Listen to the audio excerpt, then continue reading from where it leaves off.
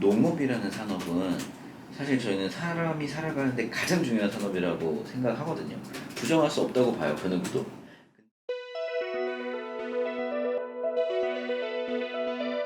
우선은 저는 전자공학을 전공을 했는데 제가 이제 85년생입니다. 그래서 어떻게 보면 사회적인 변화나 이런 경험에 의해서 이런 창업을 결심을 하게 된 것도 있는 것 같아요. 왜냐면 제가 고등학교 때가 이제 2001년부터 2003년이었는데 그때 당시가 이제 우리나라에 한참 뭐전 세계적으로도 이런 인터넷이라는 어떤 기술과 산업이 생겨나면서 닷컴 열풍이 불던 시기였고요. 그때 당시에 제가 뭐 학교에서 그 학교 홈페이지를 운영을 하면서 이런 어떤 IT 쪽에 대한 관심이 되게 많이 늘었습니다. 2010년에 제가 그 농업회사에서 일할 수 있는 기회가 있었고요. 그게 쉽게 말하면 비닐하우스를 만드는 회사였습니다. 그러면서 농업의 첫 경험을 하게 됐고요. 그리고 정말 기회가 좋게도 우즈베키스탄이라는 어떤 다른 어떤 지역에 가서 한국의 어떤 기술을 가지고 비닐하우스를 만들고 토마토를 키우는 그런 프로젝트를 제가 담당을 했었어요. 그러면서 농업이라는 어떤 산업 자체가 전 세계적으로도 기회가 굉장히 많고요. 성장 가능성이 크고 어떤 기술이 접목될 분야 그런 부분이 굉장히 많구나라는 어떤 가능성을 좀 보게 됐습니다. 그 전자부품연구원이라는 곳에서 IoT 플랫폼을 개발하는 그 프로젝트에 또 참여를 해서 이런 기술을 좀 알 수 있는 어떤 기회가 있었고요. 그리고 이제 대학교에서 좀 실력이 좋은 어떤 그 개발자 친구들, 이공계 계열 친구들, 그리고 뭐 디자인과 친구들, 뭐 이런 친구들을 이제 잘 알게 되면서 좋은 팀이 만들어졌다고 생각하고요. 그리고 학교에서 여러 가지 뭐 이제 그 시제품을 개발하는 뭐 비용이라든지 아니면 시설이라든지 아니면 사무실에 쓸 수 있는 공간이라든지 이런 쪽에 이제 지원을 받게 되면서 처음에 이제 어떻게 보면 좀 완전 최초였던 프로토타입이라든지 이런 초기 모델을 개발하는 데 되게 좀 도움이 많이 됐습니다. 렌싱의 이 회사에 네. 대한 소개를 좀. 네. 엔싱이라는 회사는 저희가 팀이 처음 모인 거는 13년도였어요. 그래서 그때 당시에 저희가 IoT 기술을 가지고 뭔가를 좀 해보자. 수많은 넘버 오브 띵스들을 인터넷 네트워크에 연결을 해서 뉴 띵, 새로운 사물을 만드는 이런 일을 해보자라는 그런 뜻을 가지고 이름을 지었고요. 회사를 설립한 건 14년 1월이고요. 제품이 출시된 건 15년도고 뭔가 농업과 관련된 산업을 생각을 했었어요. 근데 처음에만 해도 사실 대학생들이 모여서 어떤 뭐 돈이라든지 아니면 뭐 여러 어떤 자산이 많지는 않잖아요. 네. 그래서 큰 농장을 저희가 직접 만들기에는 좀 어려움이 있었고요. 저는 이걸 반대로 줄여봤습니다. 큰 농장은 너무 어렵고 자본도 많이 들어가는데 하나의 식물을 재밌게 잘 키울 수 있는 어떤 제품, 서비스 이런 쪽에 이제 개발을 하게 됐고요. 그 미래부랑 구글이 그 주최를 했었던 글로벌 K 스타트업이라는 프로그램이 있습니다. 그쪽에 저희가 이 아이디어를 가지고 어플라이를 했고 저희가 좋은 상을 받고 그 상금을 받으면서 처음에 이제 그 만든 제품은 그 IoT 기술로 연결된 이제 스마트 화분이라는 제품이었는데요. 한 달 동안 대략 한 10만 불 조금 넘게 그 프리세일즈를 하게 되면서 그 돈과 그다음에 초기 투자를 또 받게 됐고 그 제품을 개발하고 생산하면서 어떤 얻게 된 이런 기술과 노하우들을 가지고 점점 농업 쪽으로 저희가 나가고자 했습니다. 그 다음에 16년도부터는 실제 어떤 비닐하우스를 저희가 한 500평을 빌려가지고 센서들, 이 환경 모니터링하는 센서들을 다 농장에 이제 적용을 해서 딸기를 직접 키워보기도 하고 그 수집한 데이터를 가지고 원하는 환경을 구현하는 게 어렵더라고요. 예를 들어서 비가 오는데 해가 뜨게 할 수도 없고 추운데 덥게 할 수 없고 뭐 여러 가지 병충해 이슈도 그렇고 그래서 외부 환경과 완전히 좀 차단이 돼서 환경을 완벽하게 컨트롤하고 정말 작물을 좀 깨끗하게 안정적으로 키울 수 있는 솔루션이 뭘까 고민하다가 이제 컨테이너라는 걸 가지고 저희가 농장을 마치 제품처럼 만드는 일련의 프로세스를 계속 진행을 해왔고요. 지금은 이제 그 농장 자체를 컨테이너 하나 단위가 아니라 대규모의 농장을 만들 수 있는 이런 저희가 기술들을 개발을 했고 이렇게 확장을 하고 있는 그런 상황입니다. 아까 말씀 주신 것처럼 초반에는 스마트 화분으로 사업을 최초 시작하셨는데 네. 이제 농장 쪽을 전향한 뭐 계기가 있으실 것 같아요. 어떻게 보면은 반대 순서였던 것 같아요. 원래 저희가 처음에 생각했던 건 큰 농장이라든지 농업 시스템을 혁신하고자 했는데 그게 처음에 너무 크기 때문에 확 줄여서 화분을 한 거였거든요. 그래서 화분 제품을 하고 어떤 저희가 사람들도 더 많이 늘어나고 자본들도 더 저희가 좀 만들 수 있게 되면서 점점 규모를 역으로 키워왔다라고 보시면 될 것 같습니다. 화분을 하게 되면 그것만 해도 한 1, 2년을 저희가 계속 이제 개발을 하는데 화분 제품을 이제 하다 보니까 고객이 단순히 식물이라고 해도 굉장히 카테고리가 다르더라고요. 화분이라고 하면 어떤 엔터테인먼트 요소로 좀 느끼는 경우가 있고요. 예를 들어서 이 똑같은 제품과 똑같은 식물을 가지고 미국 시장에서 얘기하면은 정말 대부분이 이제 대마초 얘기를 하고요. 일본에서 얘기를 하면은 정말 높은 확률로 다마고찌네 이거 게임기라고 인식을 하고요. 한국에서 하면은 거의 높은 확률로 아버지가 난 키우시는데 이런 얘기를 하시는 거죠. 그리고 저희가 그 전에 사실 이 제품을 하기 전에 이건 결국 하드웨어는 시간과 비용이 많이 들거든요. 근데 소프트웨어는 상대적으로 적은 자원을 가지고 빨리 만들 수 있잖아요. 그리고 이 어떤 화분 그리고 작물을 키울 때는 결국은 데이터가 필요한데 데이터가 크게는 두 개라고 생각했어요. 하나는 유저 데이터입니다. 사람들이 뭘 원하는지. 하나는 식물에 대한 어떤 데이터와 그 환경 데이터. 이 두 개를 다 모으기 위해서 제베일지라는 그 소프트웨어 그 모바일 앱을 출시를 했었어요. 그걸 하다 보니까 결국 데이터를 가장 많이 사용하고 가장 많이 기록하고 필요로 하는 유저들은 어떤 단순히 엔터테인먼트라거나 관상보다는 이걸 키워야 되는 이유가 명확한 사람들이 굉장히 꾸준하게 활용을 하더라고요. 그래서 이제 저희는 그런 어떤 지표들을 쭉 보면서 원래 이제 생각했던 대로 이 화분하면서 사실 고민을 하긴 했었거든요. 가드닝 시장으로 갈 거냐 아니면 홈 그때 당시 이제 IoT가 굉장히 또 많이 커지고 있었기 때문에 어떤 홈 가전 IoT 쪽으로 갈 거냐 아니면 정말 파밍으로 갈 거냐 고민을 하다가 결국 파밍으로 저희가 가게 됐죠. 기업명이 좀 다른 게 뭐, 네. 넘버 오브 띵스라고 네. 말씀 주셨는데 명확하게 좀 설명을 해주시면 좋을 것 같아요. 우선은 저희가 애초에 회사랄 팀을 만들면서 이런 IoT 기술을 이용한 썸띵을 해보자라는 생각을 했었어요. 그래서 수많은 사물들, 넘버 오브 띵스들을 네트워크에 연결해서 새로운 사물, 뉴띵으로 만드는 일을 해보자라는 의미였고요. 그때 당시 이제 우리나라에 인터넷 기업이 이제 성공한 좀 크게 된 인터넷 기업이 되려면 N자로 시작하면 흥한다라는 속설이 있었습니다. 그래서 제가 업체, 포털, 뭐 게임, 뭐 등등 굉장히 많기 때문에 그래 그럼 N자로 시작하고 두 글자로 정하고 많이 생각을 했어요. 그러다 보니까 N하고 띵, 인터넷 오브 띵스니까 그래서 그렇게 이름을 짓게 됐습니다. 이제 엔싱은 네. 다른 스마트팜과는 다르게 작물을 생산해서 판매하는 것이 아니라 네. 농업 플랫폼 자체를 네. 한마디로 농장을 판매한다 이렇게 네. 말씀 주셨는데요. 네. 이런 건 어떤 의미? 한 2, 3년 전에 어떤 슬로건, 비전으로 내세웠던 게 누구나 농부가 될 수 있는 세상이었어요. 어떤 의미가 있었냐면 지금 사실 이런 IT 산업이 굉장히 발전을 하면서 누구나 컴퓨터 전문가가 됐다고 생각을 해요. 사실 한 3살짜리 아이들도 내가 원하는 정보를 찾아서 보고 영상을 보고 게임을 하고 이렇게 하거든요.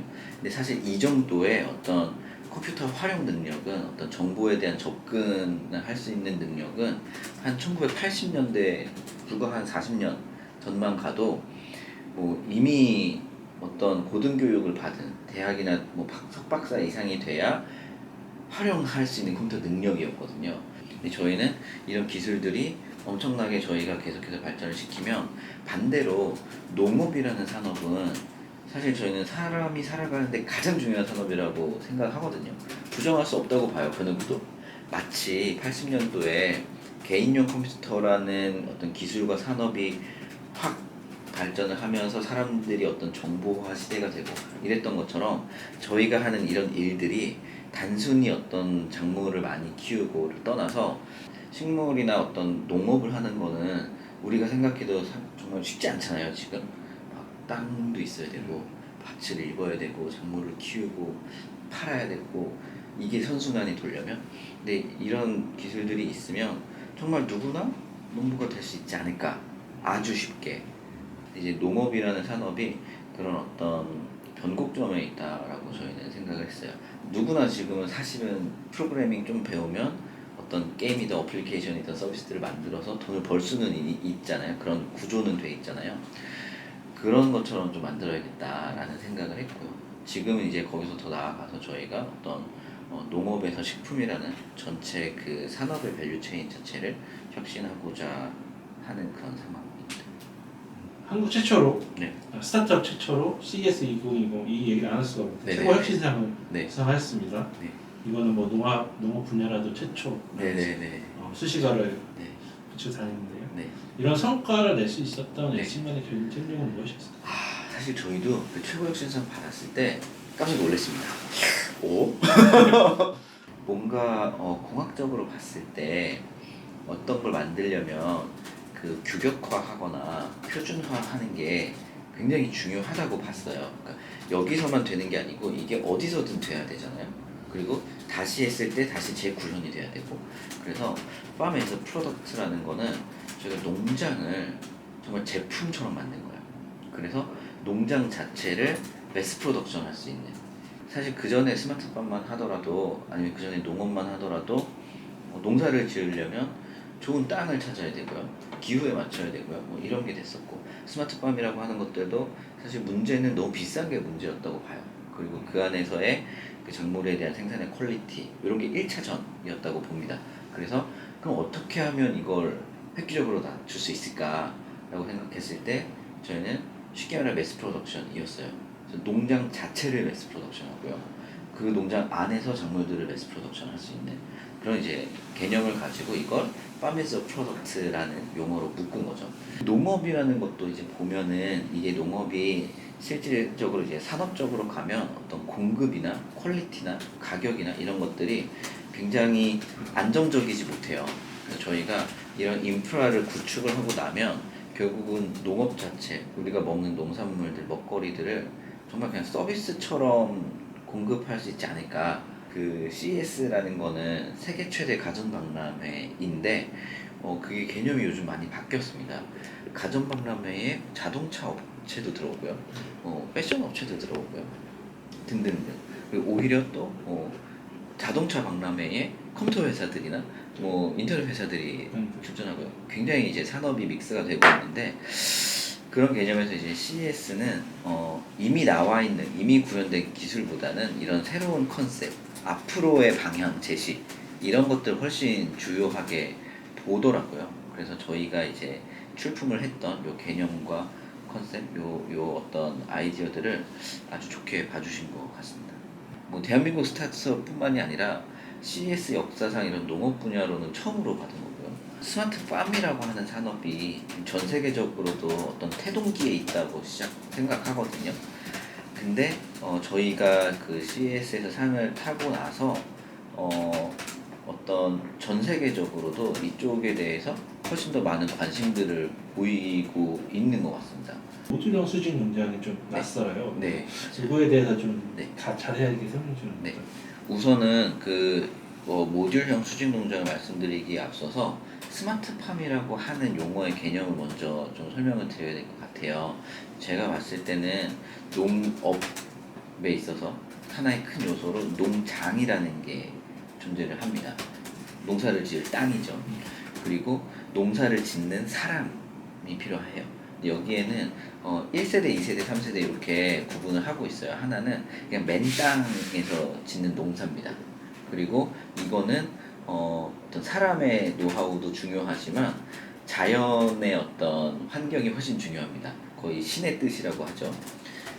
그리고 이제 2세대가 온실이나 이제 유리온실이나 비닐하우스 같은 거예요. 여기에서는 온도나 어떤 물 영양분 같은 거는 컨트롤할 수는 있어요.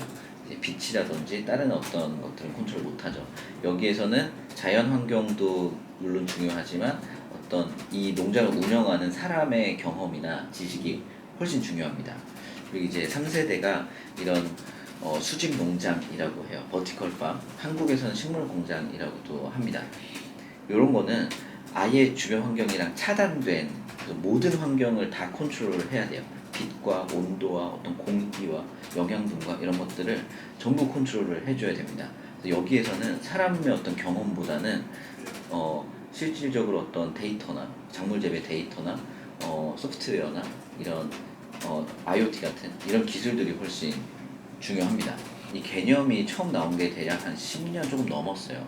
비용은 너무 높고 기술이 좀 떨어졌기 때문에 퀄리티 좋은 작물이 나오지 않았어요. 그래서 큰 돈을 들여서 아주 비싼데 품질이 낮은 작물이 나와서 좀 받아들여지기 어려웠습니다.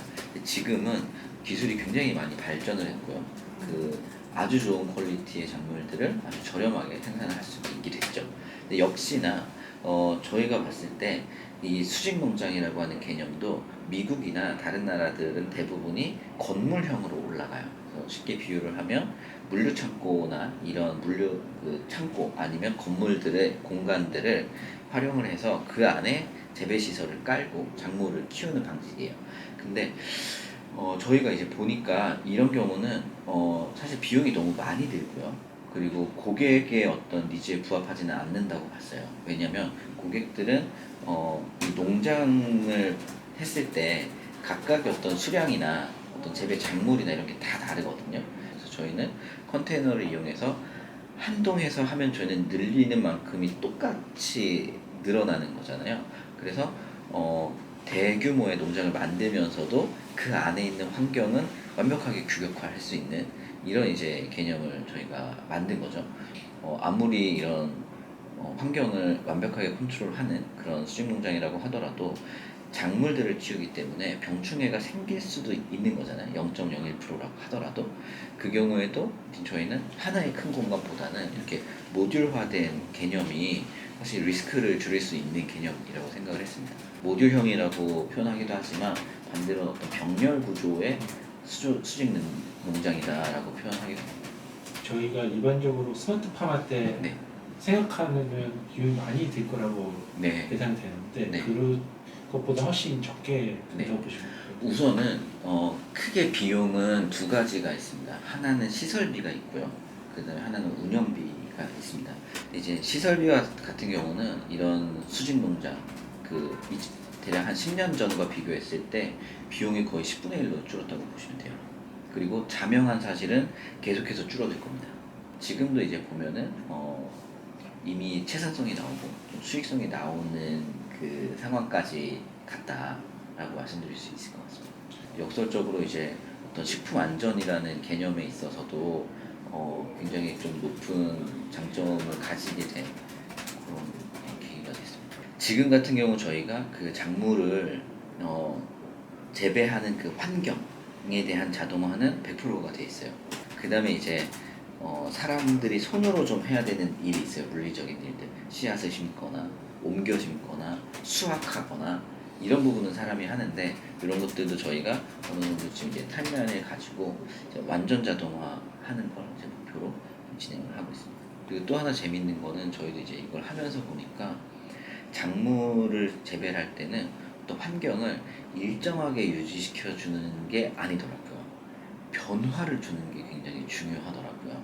그런 하나의 큰 시설은 물리적으로 환경을 변화시키는 건 불리해요. 일정하게 유지시키는 거는 유리하죠. 근데 저희처럼 모듈화된 공간, 병렬 구조의 공간은 환경을 실시간으로 변화시키는데 아주 유리합니다. 대표님께서는 이 농업의 디지털 전환 네. 중요하다고 보시는데 네. 사실 제가 그 질문에서 이 부분이 나름 되게 의미가 있다라고 생각했는데 저희가 이제 그런 말을 하거든요. 한 몇 년 전부터 그런 얘기가 이 IT 업계에서는 많이 돌았습니다. 소프트웨어가 세상을 집어삼키고 있다. 결국은 저희가 봤을 때 기후 변화도 그렇고요. 코로나 같은 어떤 전 세계적인 팬데믹도 그렇고요. 뭐 여러 가지 이유들로 전 세계적으로 어떤 환경의 불확실성이 굉장히 커지고 있다라고 저희는 인지를 해요. 전 세계적으로는 인구가 굉장히 많이 늘고 있습니다. 70억 명 넘어섰고 80억 명 다가가고 있고 곧 100억 명 된다고 하죠. 인구가 굉장히 많이 늘고 있고요. 도시화도 굉장히 빠르게 진행되고 있어요. 전 세계적으로도 50% 이상이 지금 도시에 살고요. 우리나라 거의 한 8, 90%될 겁니다. 도시화 비율이.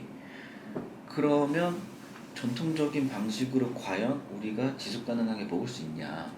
그리고 사람들이 마찬가지로 옛날보다 어떤 소득 수준이나 생활 수준이 많이 올라왔기 때문에 단순히 먹는 게 그냥 뭐 먹는 게 아니라 더 좋은 퀄리티의 먹거리들을 더 많이 먹을 거거든요. 지구 전체가 전부 다 농지가 돼야 커버가 될까 말까 한 수준이라고 봐요. 그러다 보니까 첫 번째는 이런 기본적인 어떤 사람들의 생존을 위한 산업이 농업이거든요. 이게 아주 다른 뭔가도 아니고 그냥 기본 수준을 유지하기 위해서라도 디지털화가 분명히 필요하고요.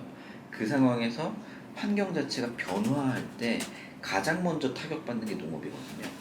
컴퓨터 산업이 뭐 날씨가 더워진다고 크게 타격받지는 않을 거예요.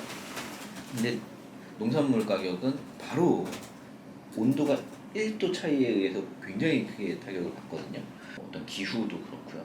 그 다음에 환경의 리소스를 가장 적게 쓰면서 사람들에게 가장 높은 퀄리티의 농산물들을 안정적으로 공급을 할 수 있는 어떤 방법들을 좀 계속해서 찾아 나간다고 보시면 됩니다.